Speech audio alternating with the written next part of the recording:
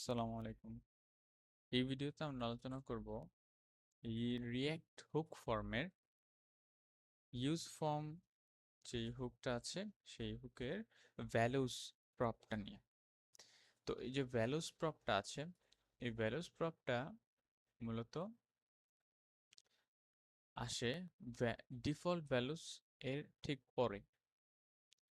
তো values প্রপটা actually কিছু field values, এই ধরনের ডেটা টাইপ বা এই ধরনের ভ্যালু একসেপ্ট করে।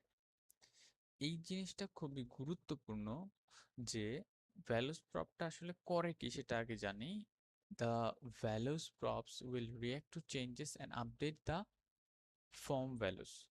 অর্থাৎ ভ্যালুস প্রপটা কি করে যে যখন ইউজার কোনো কিছু লেখে সেই অনুযায়ী ইউজারের ওই ডেটাকে সে আপডেট করে, আর ইউজারের ওই যে ফর্ম ভ্যালুসটা, এই ফর্ম ভ্যালুসটাকে সে মানে গ্রহণ করতে থাকে ওই রেজিস্টার্ড যে ইনপুট ফিল্ডগুলো আছে সেগুলোর মাধ্যমে। আর এরপরে বলা হচ্ছে যে which is useful when your form needs to be updated by external state or server data। তো এটা বলছে যে এটা অনেক ইউজফুল যখন, কেন, যদি আমরা এটাকে আপডেট করতে চাই একটা ফর্মকে, এটা হতে পারে যে কোনো একটা সার্ভার ডেটার মাধ্যমেও। ঠিক আছে, এখন এখানে একটা বিষয় আছে, এটা কিন্তু সরাসরি সার্ভার ডেটা বা সরাসরি জিনিসগুলোকে একসেপ্ট করে না। এটা আমরা একটু ইজিলি জেনে আসি। প্রথমত আমরা কি করি যে আমাদের ভ্যালু প্রপস আমরা এর আগে জেনেছি ডিফল্ট ভ্যালুস, এই প্রপসটার ব্যাপারে এটা আমরা এইভাবে লিখি। আর ভ্যালুস প্রপটা আমরা এইভাবে লিখবো, লিখে তারপরে এখানে কিছু একটা দিতে হবে। এই জায়গাটা অনেক গুরুত্বপূর্ণ যে এই ভ্যালুস প্রপটা অ্যাকচুয়ালি কি কি টাইপের ডেটা গ্রহণ করে। এটা গ্রহণ করে অ্যাকচুয়ালি, আমি যদি একটু আমার নোটে চলে যাই, নোটে চলে আসলে আমরা এখানে দেখতে পাচ্ছি যে এটা গ্রহণ করে actually values of designed to allow you to dynamically update form values response to changes internal in an external state or data। ঠিক আছে, তো এখানে ওরা বলছে যে আমাদের অ্যালাউড টাইপস গুলো হচ্ছে কি কি, objects only, synchronous objects only, it should be an object containing the initial values for the form fields. So এখানে আমি যদি এখানে ওরা আরেক একটা কিছু বলছে সেটা হচ্ছে যে it should be an object containing the initial values for the form fields। ঠিক আছে, এখন এইখানেও এই কথাটা আসলে কতটুকু সত্য বা মিথ্যা সেটা আমরা একটু যাচাই করি। সেটা প্রথমত হচ্ছে যে আমাদের এই জায়গায় ডিফল্ট ভ্যালুসটা অ্যাকচুয়ালি কেন দেওয়া হয় আর এই ভ্যালুস প্রপসটা অ্যাকচুয়ালি কেন দেওয়া হয়। আমরা যদি এই দুইটাই এখানে দিই, ডিফল্ট ভ্যালুসে আমরা ধরলাম না এই যে একটি ডিএফ ভ্যালু, এই অবজেক্টটা এখানে আমরা দিলাম। ঠিক আছে, এই অবজেক্টটা এখানে দেওয়া আছে, আমি আবার এটা লিখলাম না। আর এইখানে ভ্যালুসের মধ্যে ঠিক এই অবজেক্টটা দেওয়া, এই যে এই অবজেক্টটা। ঠিক আছে, এটা আমরা এখান থেকে কপি করে নিয়ে যাই, তাহলে এটা বেটার হবে। এখান থেকে কপি করে নিয়ে আমরা এখানে দিলাম। এখন বিষয়টা হচ্ছে যে এই জায়গায় যেহেতু আমরা এটা দিলাম, এবার আমরা আমাদের ওয়েবসাইটে চলে আসি, ইউআইতে। ইউআইতে আসলে দেখা যাবে যে আমাদের রিফ্রেশ করি, রিফ্রেশ করলে ভ্যালুসের যে ইয়াটা এটা দেখাচ্ছে, কিন্তু ডিফল্ট ভ্যালুস এটা কিন্তু দেখাচ্ছে না। হুইচ মিনস ভ্যালুস এর প্রায়োরিটিটা আগে, আর ডিফল্ট ভ্যালুসটা হচ্ছে যদি এটা অনেকটা বলা যায় জিরো প্রায়োরিটি। তো যদি ভ্যালুসটা ইনিশিয়ালি কিছু না থাকে তখন গিয়ে সেটা ডিফল্ট ভ্যালুস হবে। আমি যদি এটাকে অফ করে দিই, এটা অফ করে দিলাম, অফ করে দিয়ে এখানে আমি রিফ্রেশ করি, এখন কিন্তু আমরা ডিফল্ট ভ্যালুসটা দেখছি। কিন্তু আমি যদি আবার প্রিভিয়াস স্টেটে ফিরে আসি, এখানে সেভ করি, সেভ করলে কিন্তু এখানে দেখা যাচ্ছে যে আমরা ভ্যালুস, এই যে প্রপটা আছে এই প্রপটা এখান থেকে মানে ওইটার ভ্যালুগুলা দেখতে পাচ্ছি। এরপরে আরেকটা বিষয় হচ্ছে যে ভ্যালুস এই প্রপটা আমি চাইলে ডিফল্ট ভ্যালুস এইখানে সিঙ্ক্রোনাস অ্যাসিঙ্ক্রোনাস ফাংশন দুই ধরনের ফাংশনে লিখতে পারি। এটা আমরা গত যে টিউটোরিয়াল ছিল সেটাতে দেখেছি। মানে আমি এখান থেকে সিঙ্ক্রোনাস ভাবে আমি যদি আমার নোটটাতে চলে যাই,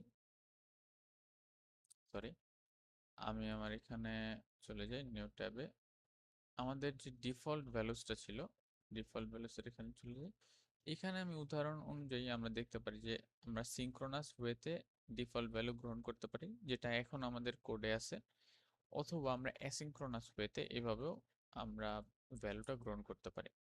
কিন্তু সেই একই জিনিস কিন্তু আমরা ভ্যালুসের ক্ষেত্রে করতে পারি না। ভ্যালুসের ক্ষেত্রে শুধু আমরা সিঙ্ক্রোনাস অবজেক্ট গ্রহণ করতে পারি।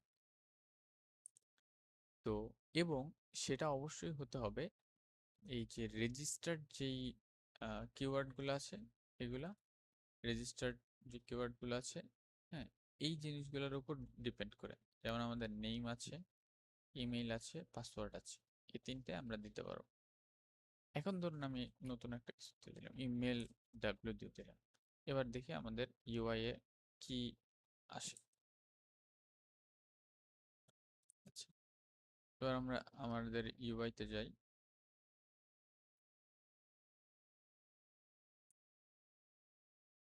আচ্ছা, এবার যদি আমরা যাই, এখানে দেখেন আমাদের কিন্তু কি আসতেছে, এই যে আমরা যখন ইমেলটা ভুল দিছি এই জায়গায়, আমাদের কিন্তু এটা ফলব্যাক ডিফল্ট ভ্যালু পাচ্ছি। এই যে ডিফল্ট ভ্যালু, এটা ডিডি, এটা ভ্যালুস থেকে পাচ্ছে, এইটা আর ভ্যালুস থেকে না পেয়ে এটা পাচ্ছে থেকে ডিফল্ট ভ্যালুস থেকে। হুইচ মিনস আমাদের যদি আমরা এখানে কোনো একটা রেজিস্ট্রি করা কিওয়ার্ডের সাথে না মিলে আমাদের এটা রেজিস্টার করা, সেইটার ক্ষেত্রে এটা ডিফল্ট ভ্যালুতে ফল ব্যাক করবে। তো এটা হচ্ছে একটা ব্যাপার। তো এই জিনিসটা অবশ্যই মাথায় রাখতে হবে। এবং এখানে আরো কিছু ব্যাপার আছে, সেটা হচ্ছে যে ভ্যালুস, এই যে প্রপটা, এই প্রপটা অ্যাকচুয়ালি কাজ করে হচ্ছে ডিফল্ট ভ্যালুকে, মানে ডিফল্ট ভ্যালুর পরে। হুইচ মিনস আমি যদি ইনিশিয়ালি এই আমাদের এটাকে লোড করি, ইনিশিয়ালি ইনিশিয়ালি এটা থাকবে, ধরে নিলাম ইনিশিয়ালি এটা থাকবে হচ্ছে ডিফল্ট ভ্যালু, এবং এটা ধরে সার্ভার থেকে আসতেছে, হ্যাঁ। আমি এটা ধরে নিতে পারি যে হ্যাঁ, এই এই যে ইয়াটা, এই যে এই ভ্যালুসের এই এই জিনিসটা, এটা হয়তো বা সার্ভার থেকে আসবে বা অন্য কোনো ভাবে আসবে। তো সেটা কিন্তু আমরা এখানে ডিরেক্ট করতে পারবো না। আমাদের যদি এটা করতেও হয়, তাহলে যেটা করতে হবে যে এইটাকে আমরা কোনো একটা, ধরলাম যে এখান থেকে আমরা কোনো একটা ফেচ এপিআই এর মাধ্যমে ফাংশন ধরলাম যে ফেচ ডেটা, ঠিক আছে, এরকম একটা এখান থেকে নিয়ে আসলাম, এবং এখানে আমরা বললাম যে ফেচ,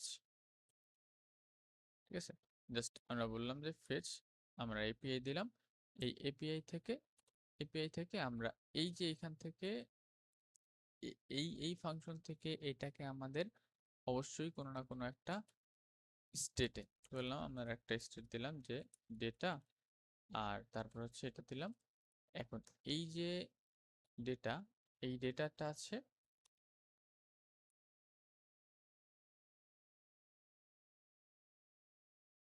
আমাদের এই ডেটা এইখানে এই জায়গায় সেট ডেটা করে আমাদের এইখানে যে ডেটাটা আছে, এই ডেটাটা এই ডেটার মধ্যে পাঠিয়ে দিতে হবে।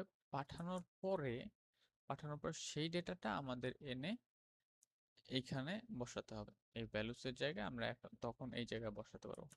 কিন্তু আমরা সরাসরি এই ভ্যালুসের মধ্যে এসে আমরা এরকম ফেচ অ্যাসিঙ্ক্রোনাস ফাংশন বা কোনো প্রমিস, মানে এটা থেকে তো কি রিটার্ন, একটা প্রমিস রিটার্ন হয়, তো এই জিনিসটা আমরা রিটার্ন করতে পারবো না। এটা একটা গুরুত্বপূর্ণ বিষয়। তো আমি যদি এখানে চলে যাই, এখন আমাদের হয়তো এই সমস্যা দেখাবে, কারণ ভ্যালু প্রপস এর এখানে একটা ঝামেলা আছে।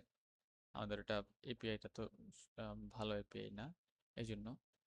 বাট তারপরও আমরা যদি এখানে চিন্তা করি, আমরা কি দেখতে পাচ্ছি যে আমাদের এই জায়গায় একটা এইরকম সিচুয়েশন আছে। এরকম সিচুয়েশন বলতে আমাদের যেহেতু এখনো ভ্যালু প্রপসটা এভেলেবেল না, হ্যাঁ, এভেলেবেল না, তো সেই ক্ষেত্রে কি হচ্ছে যে এখন ডিফল্ট ভ্যালু দেখাচ্ছে। এখন আমরা একটা কাজ করতে পারি যে আমরা এখানে একটা সেট টাইম আউট দিয়ে এটাকে একটা সুন্দর মানে অ্যাসিঙ্ক্রোনাস জিনিস বানায় ফেলতে পারি।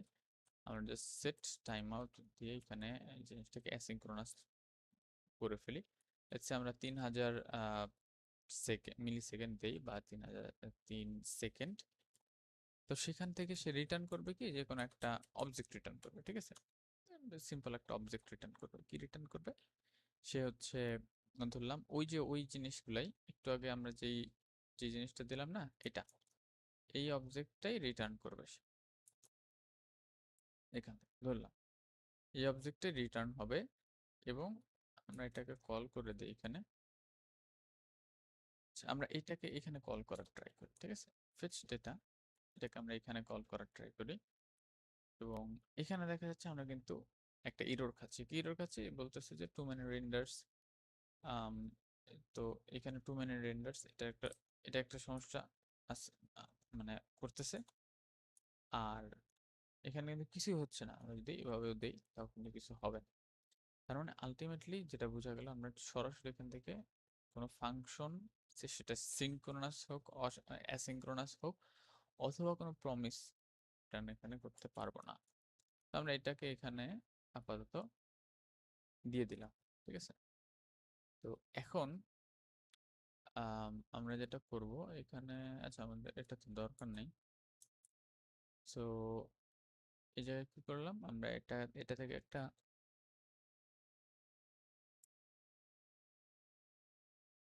আমরা জাস্ট এটা থেকে একটা ফাংশন, এটা থেকে এই সেট টাইম আউট এটাকে রিটার্ন করলাম। হ্যাঁ, আর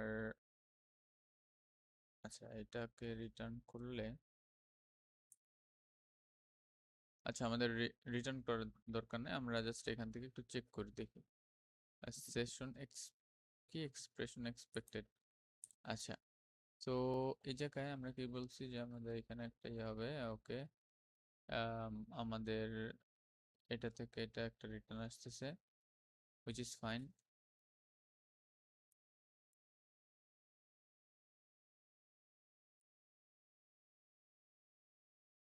আমাদের যখন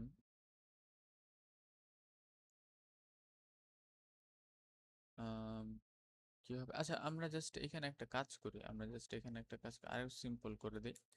সিম্পল হচ্ছে, সেটা হচ্ছে আমাদের এত সেকেন্ড পরে এই ডেটাটা মানে ডেটাটা কি হবে, যে সেট সেট ডেটা হবে। তো এখানে কোনো একটা সমস্যা হয়েছে, অথবা JSX এর 29 লাইন 29। আচ্ছা ও সরি, এখানে একটা সমস্যা আছে। আমাদের ডেটা, এটাকে দেখি, এটা আমরা ডেটা এখানে দিয়ে রাখি আপাতত। আচ্ছা, আমরা একটু ওয়েট করি। ওয়েট করার পরে আমাদের এখানে কিন্তু দেখা যাচ্ছে যে 3 সেকেন্ড চলে যাচ্ছে, তারপরে এখানে কোনো রেজাল্ট আসতেছে না, which is bad। তো আমরা কি করি, আমাদের এখানে কনসোলেও কিছু দেখাচ্ছে না। আমরা একটা কাজ করি, আমরা কনসোল লক করি। কনসোল লক করে একটু দেখি যে কি অবস্থা।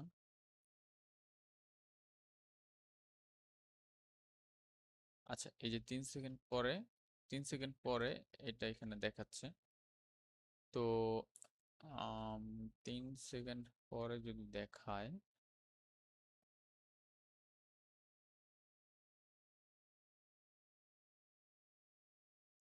3 সেকেন্ড পরে দেখাচ্ছে আমাদের। আচ্ছা, আমাদের যে প্রবলেমটা হচ্ছিল, আমরা এখানে ডেটা দিয়ে রাখছিলাম, মানে ডেটাই আমরা আবার ডেটার মধ্যে সেট করতেছি, মানে এটা একটা লুপ হয়ে গেছিল আর কি। হ্যাঁ, তো এটা একটা সমস্যা ছিল। আমরা ডিডি এটাকে অ্যাকচুয়ালি ডেটা হিসাবে অ্যাসাইন করলাম। তো এবার যদি আমরা যাই, এবার আমরা রিফ্রেশ করে দেখো, আমরা 3 সেকেন্ড হওয়ার সাথে সাথে এটা কিন্তু এই যে চেঞ্জ হয়ে যাচ্ছে ডেটার মাধ্যমে। তার মানে আমরা বুঝতে পারতেছি, যদি আম, এইখানে এরকম হয় যে আমাদের সার্ভার থেকে কোনো একটা ডেটা আসছে, সেটারে আমরা বাইরে থেকে ফেচ করে নিয়ে এসে তারপরে ভ্যালুতে বসাতে পারবো। অথবা আমরা কন্ডিশনালি এরকম করতে পারি যে ঠিক আছে আমাদের ইউজার কোনো একটা ইউজার ইন্টারাকশন বেসড, যে ইউজার কোনো একটা ডেটা কি করছে, যে ডেটা চুজ করছে। সাপোজ আমি রেজিস্ট্রেশন ফর্মে দিলাম যে আমার ইউজারের জেলা কোনটা, জেলা যদি ঢাকা হয় তাহলে সেটার আন্ডারে যেই এলাকাগুলো আছে সেগুলো দেখাবে, জেলা যদি অন্য কোনো জায়গা হয় তাহলে সেটার আন্ডারে এলাকাগুলো দেখাবে। এইভাবে আমরা ডাইনামিক ভ্যালু এখানে লোড করতে পারি। এই ব্যাপারটা এখানে বলা হচ্ছে যে which is useful for which is useful when your form needs to be updated by external state or server data। কারণ আমরা তো চাইবো না যে এখানে ধরেন আমাদের সিলেক্ট অপশন আছে এবং সেখানে আমার যখন ইউজার ইন্টারাকশনের মাধ্যমে আমি একসাথে সব দেশের ডেটা লোড করে নিয়ে আসলাম, ইউজার যেটা ইচ্ছা চুজ করলো, তাই না? এটা অবশ্যই আমি চাবো না। সো এই হচ্ছে বিষয়। আর এখানে আরো কিছু ব্যাপার আছে, এটা তো আমরা দেখলাম সিঙ্ক্রোনাস ওয়েতে কিভাবে কাজ করা যায়, অ্যাসিঙ্ক্রোনাস ওয়েতে কিভাবে কাজ করা যায় সেটা আমরা দেখলাম। আর এরপরে কিছু ব্যাপার আছে যে এই যে ডিফল্ট ভ্যালুস আর এই ভ্যালুস প্রপস, এই দুইটার মধ্যে কিছু পার্থক্য আছে। প্রথম হচ্ছে ইনিশিয়াল রেন্ডারে অ্যাকচুয়ালি ডিফল্ট ভ্যালু কাজ করে, অর্থাৎ ডিফল্ট ভ্যালুসটা ইনিশিয়াল রেন্ডার এর সময় কাজ করবে। কিন্তু যদি ভ্যালু প্রপসের মধ্যে এই যে আমরা একটু আগে দেখতে পেলাম না, এটার জন্য আমি অ্যাসিঙ্ক্রোনাসটা দেখালাম যে এখন কিন্তু ভ্যালু প্রপসের মধ্যে কিছু নেই, ভ্যালু প্রপস খালি। যেই না আমার ভ্যালু প্রপসের মধ্যে কোনো ডেটা অ্যাভেলেবেল হচ্ছে, আমি ডিফল্ট ভ্যালুসটাকে রিপ্লেস করে ফেলতেছি।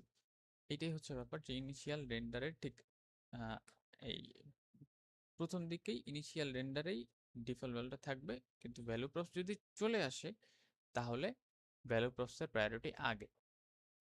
এরপরে আসে যে ফেচিং ডেটা।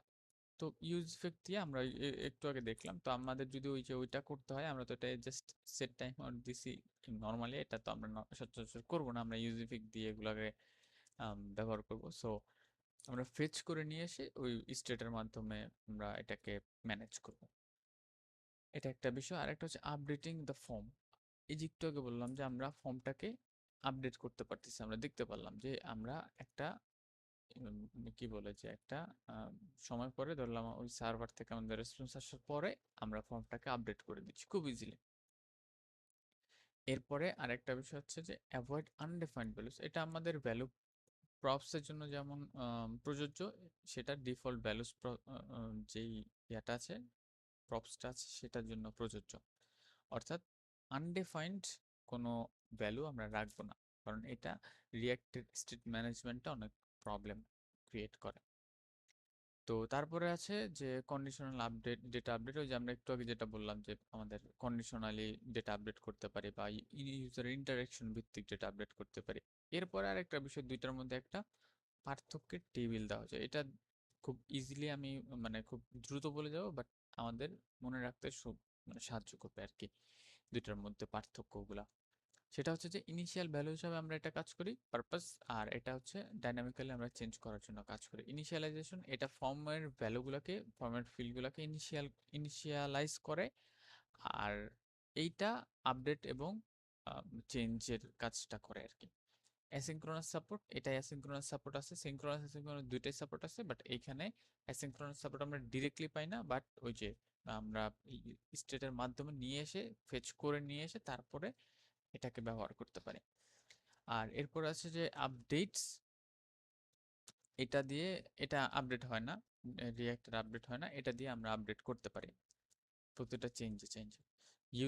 ইউজ হয় হচ্ছে ফর্মের ডিফল্ট ভ্যালু দেওয়ার জন্য, আর এটা হয় হচ্ছে ফর্মকে আপডেট করা বা ফর্মকে এক্সটার্নাল ডেটা সার্ভারের সাথে কানেক্ট করার জন্য আর কি। কেশিং, এই ডিফল্ট ভ্যালুস অ্যাকচুয়ালি কেসড থাকে। হ্যাঁ, এটা যদি মানে এটা যদি ডিলিট করতে হয় বা চেঞ্জ করতে হয় তাহলে আমাদের রিসেট এপিআই আছে, সেটা আমরা জানি, বাট ফর্মের ক্ষেত্রে এরকম কোনো অপশন নেই। ফর্ম হচ্ছে জাস্ট অ্যাজ ইউজুয়াল মানে ডাইনামিক ডেটা আর কি। তো এরপরে আছে কনফ্লিক্টস উইথ কন্ট্রোলড কম্পোনেন্টস, এটা আমরা জানি আনডিফাইন্ড দুইটার ক্ষেত্রে এটা মানে মাস্ট অ্যাভয়েড করতে হবে, আনডিফাইন্ড ভ্যালু রাখা যাবে না।